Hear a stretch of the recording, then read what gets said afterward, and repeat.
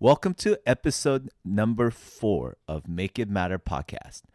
Today, we interrupt your busy schedule to talk about the unhurried life.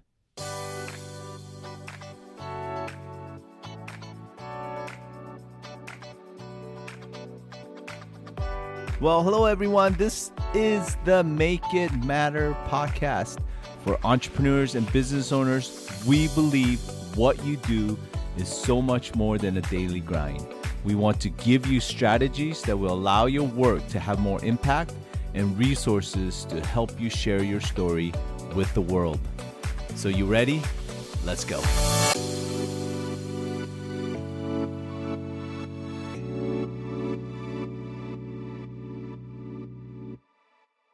Well, hello, everybody. Welcome to Make It Matter podcast. We are here in the studio. I am Hanju Lee. What's up? I'm Dave. Dave Brubaker. Let's go. Let's go. Are you ready for this? Because I feel like this is going to be super, super important for all the business owners and entrepreneurs out there to hear this message. I totally agree, dude. This is crucial conversation that we're going to be having. And I know in light of the fact that up to now we've been discussing how we want you to do this deep thinking about your story and how that drives what you do.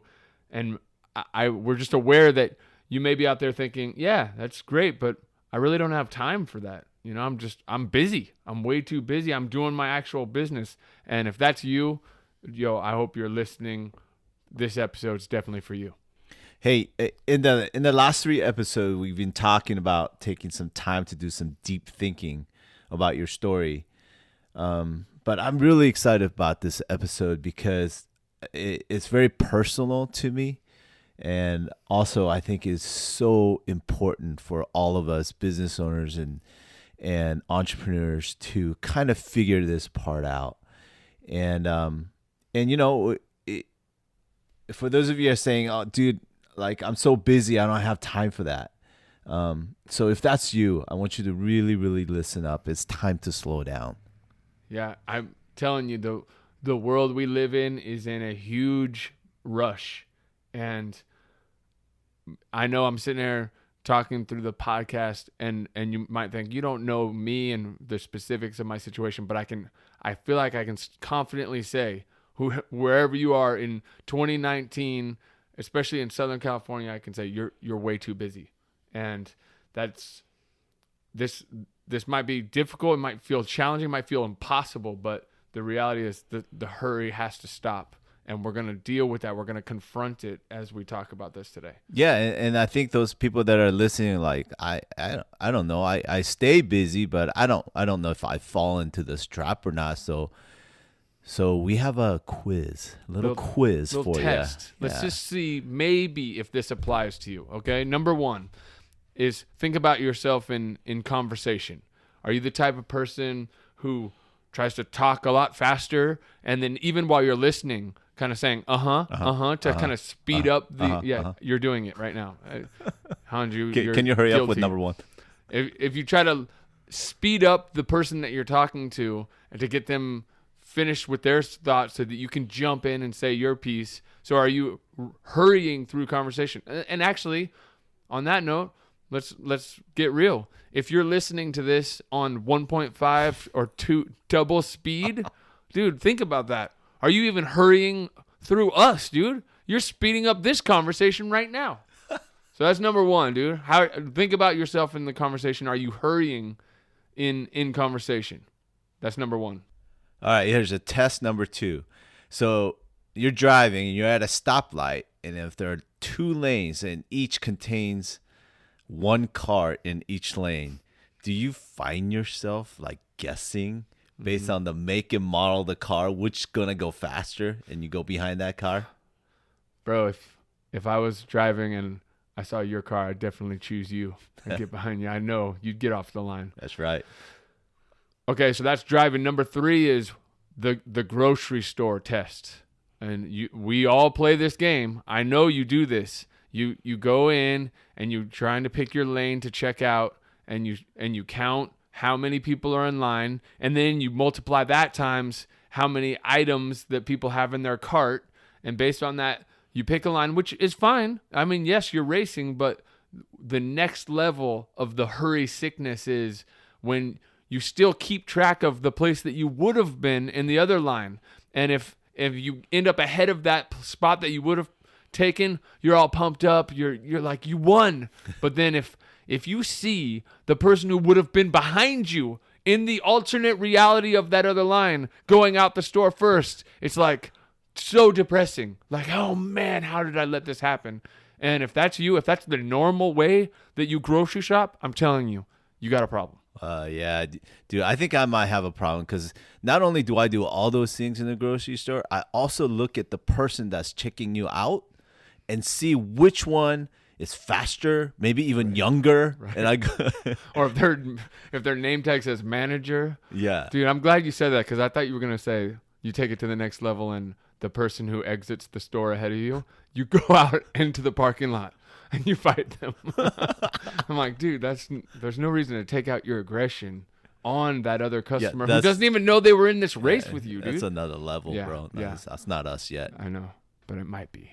Hey, I think if we're honest with ourselves, we are guilty of some of these things. And I don't know if it has anything to do with where we live. Also, here in Southern California, everybody's busy and everybody is hustling and doing something, multiple things all at once. And sometimes it's almost like a badge of honor for us entrepreneurs. Hey, how's it going? Oh, dude, it's so busy. Almost like, yeah, this is how it should be. Like, oh, yeah, me too, man. We're really busy too. But I talked to some of my friends who has left the area and said, hey, like things are different out here. And sometimes I wonder, maybe we got it wrong. Come on, man. That's why I'm glad we're doing this podcast, because this is important. This is the stuff we got to talk about. And actually, I think in the future, we need to have a longer conversation just about multitasking, because, the research says multitasking is a lie. And I think we got these business owners and people thinking, oh, well, this is just how I get productive. I'm doing 20 things at once. And it's like, no, you're doing 20 things in a less efficient, less productive way. Things are falling off the table. You don't even know. And people are feeling the fact that you're not as present and you're not as connected. You're not doing the important thinking, and it's affecting your work in a negative way, and you don't even realize it. Yeah, that's good, bro. So what do we do? Exactly. Now, if we're all willing to see ourselves in the mirror and realize we didn't pass the test earlier, I guess number one, I would say admit you have a problem. Admit that this is an issue. Like, I know last time we talked about distractions and how it can ruin your life. I would say hurry is the same thing. This is an epidemic, and I don't think we should just. I love that you called it when we walk around like it's a badge of honor of being busy. That's a problem. It's an issue, and it's something we need to confront. A couple books. I know both of us have talked about this a ton, like that. I think are really important.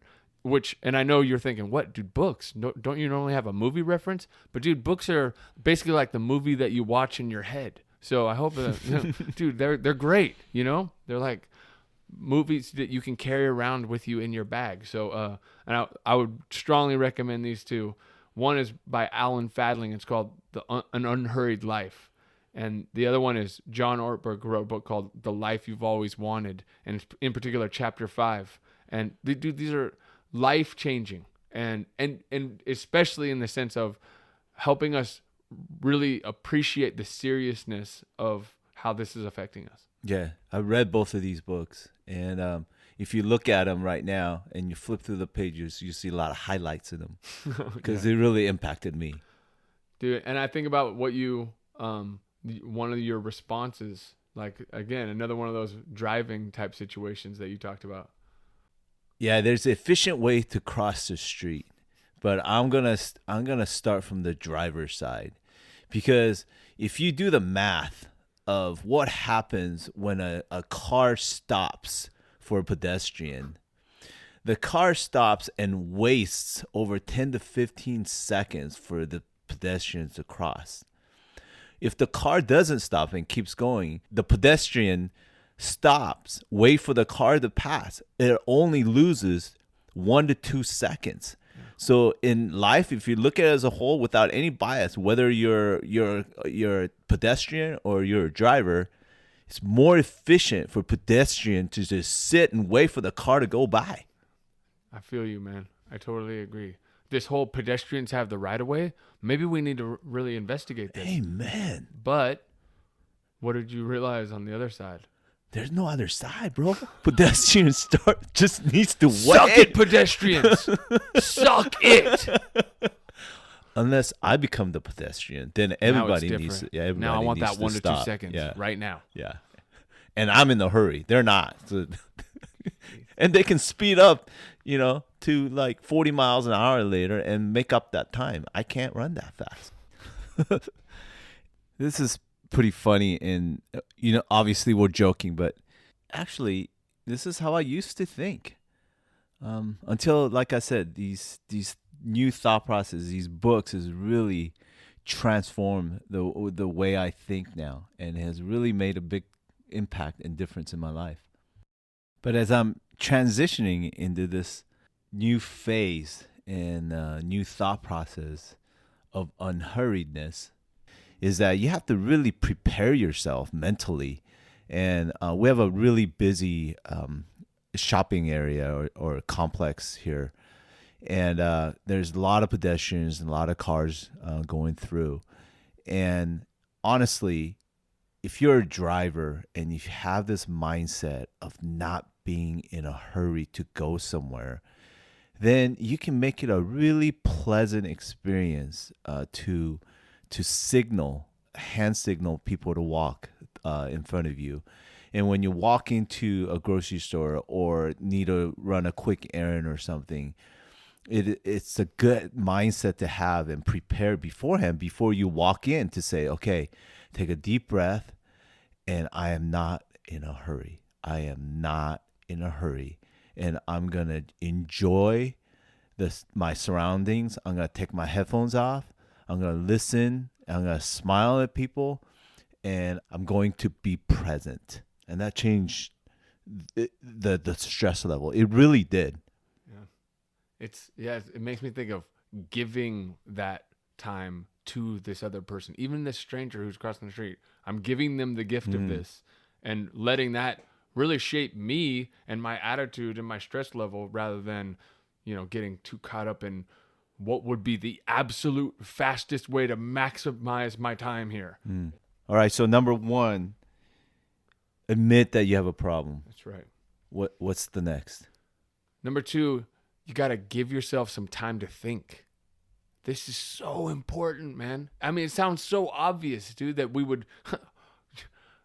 stop and think and not just run around and be busy doing a bunch of stuff. That there's room in your schedule. You actually have to carve out the time. The principle where I got this so strongly was this article I read called Solitude in Leadership. Man, you have to get your hands on this. We put a link to it in the show notes, dude. You got to read this. I'll give you a quick little overview. He's actually speaking to a group at West Point. And you think of soldiers, dude, soldiers are just there to take order and just do their job, do their assignment. It's not about a lot of creative, independent thinking. And he's like, no, that's why it's so important. Even for soldiers who seemingly never have time alone in their training, they're pretty much their entire day is just scheduled out, completely busy from wake up to the late night. And he's like, somewhere in there, solitude, somewhere where you're actually taking time to breathe and think for yourself, not just intake other people's thoughts and just mindlessly go through the motions. Dude, we realize, what bothers me so much, honestly? I feel like the world's filled with like zombies, where people are just wake up and do this routine and never stop and think about why they're doing it and what is the creative new angle that they could be seeing in their day. And I'm hoping that we honestly wake you up. So this article is like, no, of all people, don't you want soldiers and people protecting our country to be the ones who are doing the deep thinking and who aren't just following orders, but wondering, dude, sometimes there's a courageous moment where you have to do something different, where you have to lead, you have to show up and change the trajectory. And I hope you're the person who's doing the type of thinking that can completely change your life, that can change your business, that are important things. We need you to have creative thoughts and have time to think of those things that no one else is going to see. That reminds me, when I was a kid growing up, like I was in middle school, high school years, and sometimes in the middle of the night, I wake up and I got thirsty or something. I'm walking out to the kitchen, and I'll be startled because my dad would be sitting on the couch, and it's like pitch dark in there, and there's TV's not on, the radio's not on, nothing's on, and he's just sitting in there. And I'll look at him and say, "Dad, what are you doing?" And he'll look at me and say, "I'm thinking." Like, it was so obvious. Like, why would I even question that? But now I think I understand that, and I try to take those times in my life to where I get to just sit, turn everything off, and just sit and think.